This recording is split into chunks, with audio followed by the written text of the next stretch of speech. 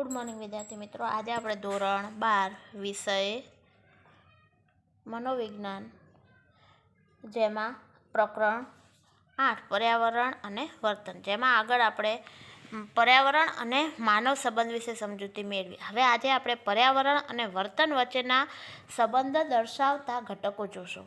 તો પર્યાવરણ અને વર્તન વચ્ચેના સંબંધને નીચેની આકૃતિમાં દર્શાવેલ મુખ્ય ઘટકો દ્વારા સમજી શકાય. પહેલું છે જો ભૌતિકવાદ પર્યાવરણ, પછી છે સામાજિક પર્યાવરણ, પર્યાવરણ અંગેની અભિમુખતા, પછી છે પર્યાવરણ વર્તન અને વર્તનના પરિણામો. તો આ બધું છે એ કહે છે કે આપણે માનવ પર્યાવરણના સંબંધમાં આ એકબીજા સાથે જોડાયેલું છે, બરાબર.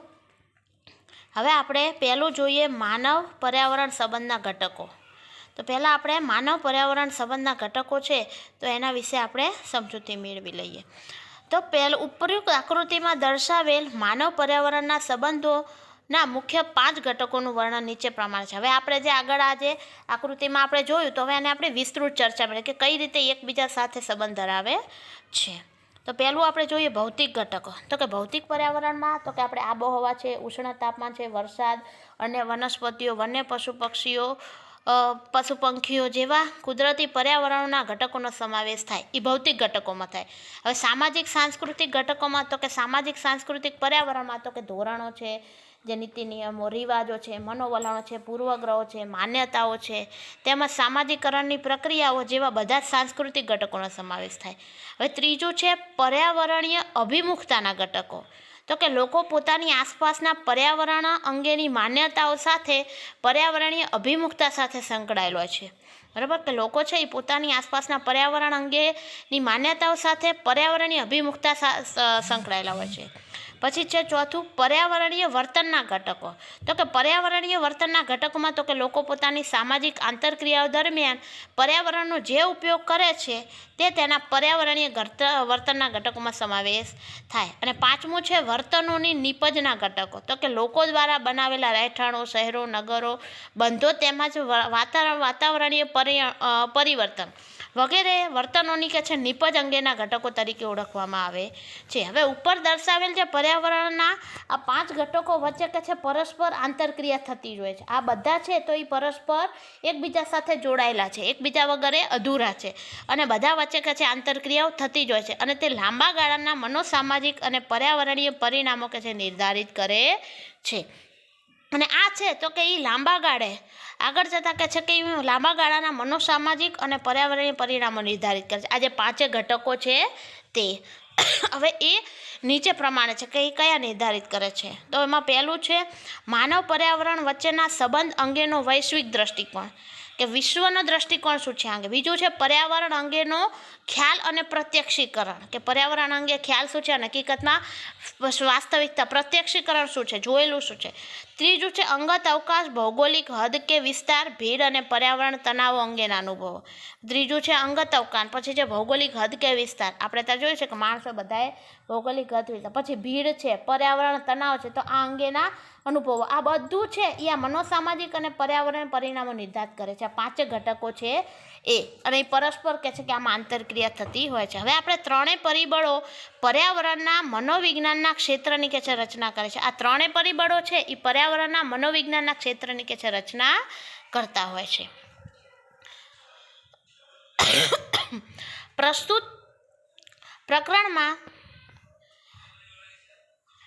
પ્રકરણના આગળના મુદ્દાઓમાં આમાંના કેટલાક ખ્યાલોની ચર્ચા કરીશું, પરંતુ તે પહેલાં વિવિધ સંસ્કૃતિઓમાં માનવ પર્યાવરણ વચ્ચેના ખ્યાલો કેવી રીતે વકસે તે અંગે જુદા જુદા દ્રષ્ટિકોણને સમજવા કે છે જરૂરી છે. અને આ સંદર્ભમાં 3 મહત્વના ખ્યાલને ધ્યાનમાં લેવા જોઈએ,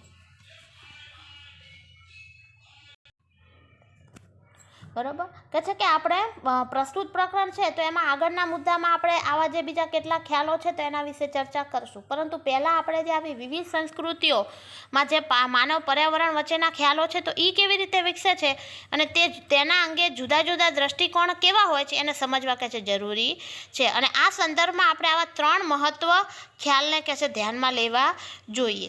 તો પહેલું છે કે માનવ જીવન છે એ કુદરત પર આધારિત છે અને પર્યાવરણીય પ્રભાવથી જ કે છે નિયંત્રિત થાય છે. કુદરતનો હંમેશા આપણે ડર કે છે રાખીએ છીએ. બરાબર. પહેલું છે કે માનવ જીવન છે તો એ હંમેશા કોના ઉપર, તો કે કુદરત ઉપર આધાર હોય અને પર્યાવરણીય પ્રભાવથી નિયંત્રિત થાય છે. કુદરતનો કહે છે કે આપણે હંમેશા ડર રાખીએ છીએ. બીજું છે કે માનવ જીવન કુદરતનું અવિભાજ્ય અંગ છે તેમજ માનવ જીવન અને કુદરતના સંવાદી સંબંધ દ્વારા જ કે છે સૃષ્ટિ રચાય છે. બીજું છે કે આપણે છે તો આપણો આ કુદરતનું અવિભાજ્ય અંગ છીએ. આપણે માનવ જીવન છે તો એ કુદરતનું અવિભાજ્ય, આપણે ક્યાંય પણ એના વગર રહી શકતા નથી એ આપણા વગર રહી શકે. તેમજ માનવ જીવન અને કુદરતના સંવાદી સંબંધ દ્વારા જ કહે છે કે સૃષ્ટિ રચાય છે. એ છે તો આપણે છીએ અને આપણે છે તો એ છે. ત્રીજું છે માનવી કુદરત પરથી અને તે પર્યાવરણને નિયંત્રિત કરે છે. બરાબર. ત્રીજું છે કે માનવી છે એ કુદરતથી પર છે અને તે પર્યાવરણને કે છે નિયંત્રિત કરે છે. ભારતીય સંસ્કૃતિમાં માનવ અને પર્યાવરણના સંબંધોને પ્રતિકાત્મક સ્વરૂપે જોવામાં આવે છે, જેમાં માનવી સમગ્ર સૃષ્ટિનો એક ભાગ છે અને તેમજ તેના મહત્ત્વના લક્ષણો પણ કે છે નીચે પ્રમાણે છે. બરાબર. કહે છે કે આપણે છીએ તો આપણે માણસ છીએ તો આપણે આખી સમગ્ર સૃષ્ટિ છે તો આપણે એનો ભાગ છીએ અને એમાં જ એના મહત્ત્વના લક્ષણો આપણને હવે નીચે પ્રમાણે જોઈએ. તો પહેલું છે કે માનવી કુદરત કરતાં ચડિયાતો નથી અને તેને કુદરતનો દુરુપયોગ કરવાનો કે છે કોઈ અધિકાર નથી. બરાબર.